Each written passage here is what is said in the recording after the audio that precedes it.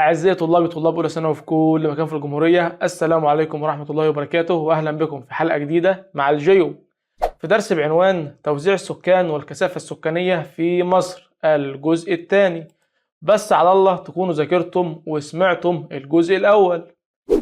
طبعا يا جيو، ده احنا فرمنا الجزء الاول. أيوة كده يا أخي، عاوزك تقول لي كلام يفرحني كده. طيب اتكلمنا يا حبايبي في الجزء الأول عن العوامل المؤثرة في توزيع السكان، وعرفنا ان العوامل دي منها الطبيعي ومنها البشري. برافو.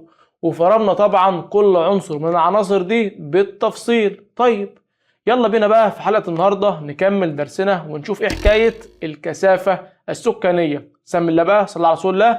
خد حسنات وركز معايا. ببساطة كده يا حبايبي، الكثافة السكانية هي عدد السكان مقسوما على الوحدة المساحية التي يعيشون عليها، مقاسة بالكيلومترات المربعة أو أي وحدات قياس مساحية أخرى. يعني يا حبايبي ببساطة خالص، علشان أعرف كثافة السكان في دولة معينة مثلا بقسم عدد السكان على مساحة الدولة اللي هم عايشين فيها دي. فلو مثلا جينا نحسب الكثافة السكانية في مصر هنلاقي، ركز بقى وخد بالك معايا، إن عدد السكان في مصر في الوقت الحالي تقريبا هنقول 100 مليون نسمة.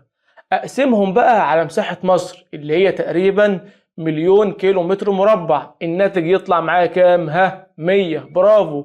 بس 100 ايه بقى؟ 100 نسمة كل كيلو متر مربع. يعني من الآخر نصيب كل 100 شخص عايش في مصر 1 كيلو متر مربع بس من مساحة الأرض دي. إذا يا حبايبي نقدر نقول إن توضح الكثافة السكانية العلاقة بين عدد سكان كل دولة ومساحتها. ولكن خد بالك بقى واصحى اللي جاي ده. الله على كل طالب شاطر مصحصح ومركز معايا. ركز كده، بيقول لك ايه؟ قال لك بقى كمان ان الكثافة السكانية دي بتنقسم لنوعين. النوع الاول اسمها الكثافة العامة، اما النوع الثاني اسمها الكثافة الحقيقية او بنسميها الكثافة الصافية. طيب وايه الفرق بقى يا جيو بين الكثافة العامة والكثافة الحقيقية؟ سم الله، صلى على رسول الله، وتعال نشوف ايه الفرق بينهم. ونبدأ بالكثافة العامة، وهي عدد السكان بالنسبة للمساحة الكلية، يعني بتساوي عدد سكان دولة ما على مساحة الدولة. فمثلا مساحة مصر مليون كيلو متر مربع زي ما قلنا، وعدد سكانها 90 مليون نسمة، بس الكلام ده كان طبقا لإحصائيات 2015. بالتالي فالكثافة العامة لمصر لسنة 2015 هتساوي كام؟ خد بالك، 90 مليون نسمة على مساحة الدولة، واللي هي قلنا مليون كيلو متر مربع. يبقى الناتج كام؟ 90 نسمة كل كيلو متر مربع يا جيو. ممتاز، بالظبط كده. شفت بقى الكثافة السكانية سهلة ازاي؟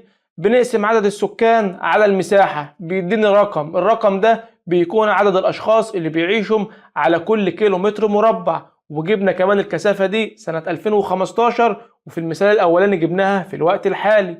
طيب قول لي بقى، لو انت شاطر وفهمت الكلام ده، فهمت ايه من المثالين اللي احنا قلناهم دول؟ فهمت يا جيو ان بناء على احصائيات سنة 2015 كان عدد سكان مصر 90 مليون نسمة، بالتالي فكان نصيب كل 90 فرد 1 كيلو متر بس من مساحة الدولة. اما في الوقت الحالي عدد سكان الدولة زاد، فبقى نصيب كل 100 فرد 1 كيلو متر بس من مساحة الدولة. يعني يا جيو نصيب الافراد قل من المساحة. برافو. يبقى نركز بقى يا ولاد كده ونفهم الكلام. مع زيادة عدد السكان الكثافة هي كمان بتزيد، فنصيب الفرد من الأرض اللي عايش عليها بيقل. صح كده ولا إيه؟ ما هي مساحة الدولة ثابتة، اللي بيتغير عندي هو عدد السكان. ولكن عزيزي طالب الشطور ركز معايا كده وخليني أقول لك إن هذا النوع من الكثافة اللي هو الكثافة العامة يعني لا يعكس التوزيع الحقيقي للسكان. ويعني ايه بقى يا جيو الكثافة العامة لا تعكس التوزيع الحقيقي للسكان؟ ما أنا جاي لك في الكلام أهو. شوف بقى كده بيقول لك إيه؟ وذلك لوجود مساحات واسعة غير معمورة وغير مستغلة اقتصاديا، مما جعل مؤشر الكثافة السكانية العامة للسكان ليس له قيمة. ده معنى كده، ركز كده وخد بالك معايا في الخريطة دي. هتلاقي ان السكان متركزين في الوادي والدلتا ومنخفض الفيوم وكم حتة صغيرين كمان كده متنطورين في مصر زي ما عرفنا الحلقة اللي فاتت. وباقي محافظات مصر ايه بقى؟ محافظات حدودية او صحراوية، يعني نادرة السكان. وعلشان كده بقى يا باشا بنقول ان الكثافة السكانية العامة في مصر لا تعكس التوزيع الحقيقي للسكان أو ليست لها قيمة. طيب ليه؟ لأن خد بالك أنا علشان أحسب الكثافة العامة بعمل إيه؟ بقسم عدد السكان واللي هم أصلا متركزين عندي في الوادي والدلتا ومنخفض الفيوم، بقسمهم على مساحة مصر كلها، واللي أصلا معظم مساحة مصر أرض صحراوية وندرة السكان. طيب إزاي أنا أقسم شوية سكان عايشين في الوادي والدلتا ومنخفض الفيوم على مساحة مصر كلها؟ المفروض الصح أقسم السكان دول على المساحة اللي هم عايشين فيها بس، علشان تكون الكثافة بالنسبة لي حقيقية. طيب والحل يا جيو علشان تكون الكثافة حقيقية وبتعكس التوزيع الحقيقي للسكان نعمل ايه؟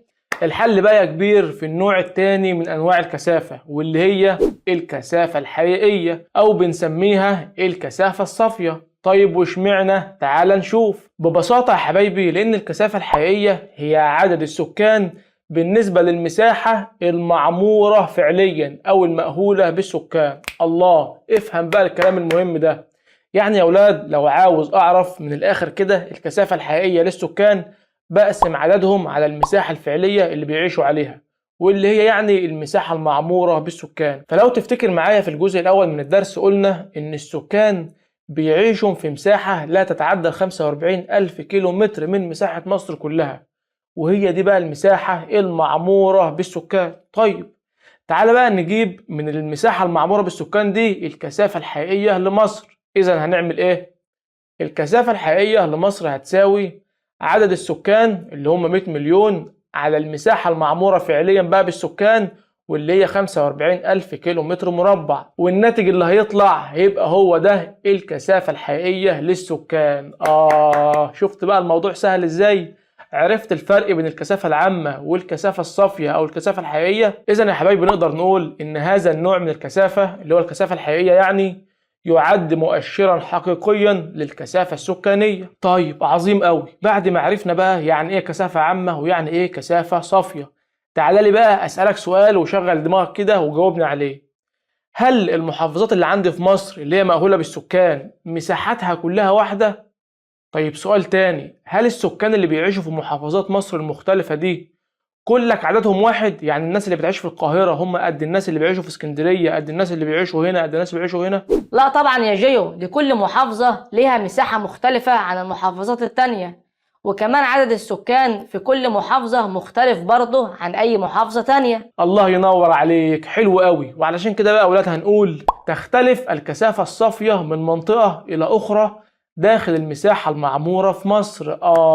يعني من الآخر يا أولاد بيقول لكم لو عاوز تجيب الكثافة الحقيقية بس تكون بقى كثافة حقيقية جدا جدا جدا وصافية جدا جدا جدا، هنعمل ايه بقى؟ هنحسب الكثافة الحقيقية بس مش للمنطقة المعمورة بالسكان كلها بقى، لا، ده لكل محافظة على حدة أو كل منطقة فيها سكان على حدة. يعني من الآخر هناخد كل منطقة في مصر لوحدها ونقسم عدد سكانها على المساحة بتاعة المنطقة دي. طيب ليه؟ علشان تكون الكثافة عندي صافية وحقيقية جدا جدا جدا. طيب تيجوا نعمل الكلام ده في مصر ونشوف الوضع عندنا ايه؟ يلا بينا. بالفعل يا حبايبي لما جم يعملوا الكلام ده عندنا في مصر كانت النتيجة زي ما انت شايف في الخريطة دي. لقوا ان عندنا 6 انواع مختلفة من الكثافة باختلاف طبعا المحافظات والمناطق. فلقوا رقم 1 عندنا منطقة مرتفعة الكثافة السكانية جدا، مثل ايه بقى؟ محافظة القاهرة اللي هي دي. طيب رقم 2 منطقة مرتفعة الكثافة السكانية بس من غير جدا، يعني أقل سيكة كده، زي محافظة إيه؟ زي محافظة الجيزة، المنطقة دي من محافظة الجيزة. طيب رقم 3 مناطق متوسطة الكثافة السكانية مثل محافظات، خد بالك معايا الخريطة، القليوبية اللي هي دي، وسوهاج، والاسكندرية كمان. طيب ركز معايا بقى كده في رقم 4، لقوا كمان عندنا مناطق منخفضة الكثافة السكانية مثل، ركز بقى معايا في الخريطة، زي مناطق في محافظة كفر الشيخ ومناطق تانية في محافظة البحيرة. طيب تعالى بقى نشوف رقم 5، لقوا كمان مناطق منخفضة الكثافة السكانية جدا مثل مناطق موجودة في محافظة الإسماعيلية اللي هي دي، وكمان محافظة اللي هي دي.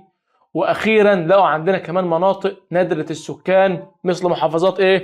قول انت. برافو، المحافظات الحدودية، زي مناطق في محافظات شمال سيناء اللي هي دي، وجنوب سيناء اللي هي دي، وكمان البحر الأحمر والوادي الجديد ومطروح. ولكن يا حبايبي تعالوا نضيف معلومة صغيرة هنا كمان بالنسبة للمحافظات النادرة للسكان، وهي إن المحافظات النادرة للسكان دي يترقى سكانها في الواحات ومناطق التعدين أو المراكز العمرانية المتباعدة عن السواحل. يعني يا حبايبي نلاقي الناس اللي موجودة في المناطق الصحراوية اللي هي نادرة السكان دي نلاقيها موجودة لجنب الواحات عشان يشربوا من مية الآبار والعيون، لما في المناطق اللي فيها تعدين يعني مناطق صناعية بيشتغلوا فيها، لما المناطق العمرانية اللي يقدروا يعيشوا فيها. وبس يا سيدي ادي كل حكاية الكثافة السكانية. فاضل معانا جزء صغير كده في الدرس، تعال بقى نشوفه علشان نختم حلقتنا، وهو بعنوان توزيع السكان بين الحضر والريف. فبيقول لك ايه بقى يا سيدي؟ سم الله صلى على رسول الله. بيقول لك ان يختلف توزيع السكان وكثافتهم ما بين الريف والحضر في مصر، حيث رقم 1 يبلغ عدد سكان الحضر نحو 35.7 مليون نسمة، أي 43% من جملة السكان. أما رقم 2 يبلغ عدد سكان الريف نحو 47.3 مليون نسمة، أي نحو 57% من جملة عدد السكان. طيب قول لي انت بقى، ركز معايا، أنهي من وجهة نظر سعادتك المحترمة كثافتها السكانية أعلى، هل الحضر ولا الريف؟ فكر كده وجاوب.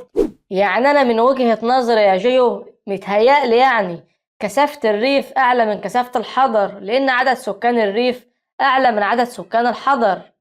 لا يا كبير، اجابتك غلط. طيب وايه الصح بقى يا جيو؟ سم الله صلى على رسول الله وتعالى اقول لك. قال لك بقى يا سيدي، على الرغم من ان عدد سكان الريف اكتر بكتير من عدد سكان الحضر، الا ان كثافة الحضر اعلى من كثافة الريف. طيب ليه؟ سم الله صلى على رسول الله. لان ببساطة يا اولاد المدن الحضرية عندنا مساحتها صغيرة بالنسبة لمساحة الريف، فعلى الرغم من ان سكان الحضر اقل من سكان الريف، الا ان اجي اقسم سكان الحضر على مساحتهم الاقي ان كثافتهم اعلى من كثافة الريف. فهمت؟ شفت الموضوع طلع سهل ازاي؟ طيب قول لي انت تاني بقى، انهي كثافته اعلى، الحضر ولا الريف؟ الحضر طبعا يا جيو، انا كده فهمت الجزئية دي وتمام ومية مية. وبس يا سيدي ادي درس توزيع السكان والكثافة السكانية في مصر. ولكن اوعى تقفل الفيديو، تعالى معايا هنحل شوية اسئلة حلوين كده فيهم افكار حلوة جدا جدا جدا. فركز معايا بقى وتعالى يلا نشوف السؤال الاول. تكاد تقترب الكثافة العامة من الكثافة الفعلية للسكان في محافظة نقط. هل رقم 1 الاسكندرية، ولا رقم 2 جنوب سيناء، ولا رقم 3 مطروح، ولا رقم 4 كفر الشيخ؟ فكر كده وجاوب. يبقى الإجابة رقم 1 يا جيو، مدينة الإسكندرية. لأن مدينة الإسكندرية حضرتك قلت لنا إنها من المحافظات متوسطة الكثافة السكانية، بالتالي فكثافتها العامة ممكن تكون قريبة من كثافتها الفعلية.